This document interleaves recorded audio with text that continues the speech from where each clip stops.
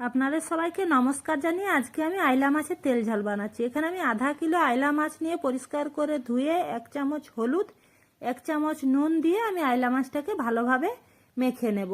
মেখে নেওয়ার পর আমি কড়াইতে তেল দিয়ে দিচ্ছি ভাজার জন্য। তেলটাকে ভালোভাবে গরম করে নিয়ে মাছগুলোকে আমি এক এক করে ভেজে নেব। তারপর মাছটা ভাজতে ভাজতে আমি মশলা বানানোর জন্য এখানে নিয়ে নিচ্ছি 2 চামচ সরষে। সরষেটাকে ভালোভাবে পরিষ্কার করে ধুয়ে নেব। সরষেতে অনেক নোংরা থাকে, ওই জন্য ভালো করে ধুয়ে নিয়ে 1 চামচ জিরে আর পরিমাণ মতো ঝাল, যে যতটা ঝাল খাই সেই হিসেবে লঙ্কা দিয়ে ভালোভাবে একটা স্মুথ পেস্ট বানিয়ে নেব। এরপর আমি ওই কড়াইতেই অল্প একটু তেল দিয়ে দিলাম।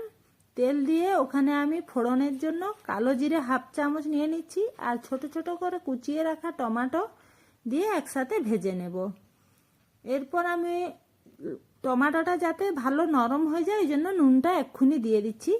আধা চামচ হলুদ আর নুন দিয়ে করে টমেটোটাকে ভালো করে ভেজে নেব। টমেটোটা নরম হয়ে যাওয়ার পর আমি এখানে মশলা বেটে রাখা মশলাটাকে ঢেলে দিচ্ছি। এরপর এর সাথে আমি আধা গ্লাস মতো জলও দিয়ে দিচ্ছি। জল দিয়ে তারপর ফুটিয়ে নিয়ে যখনই ফুটতে আরম্ভ করবে তখন ভেজে রাখা মাছগুলোকে আমি ওই ঝোলের ভিতরে দিয়ে দেব।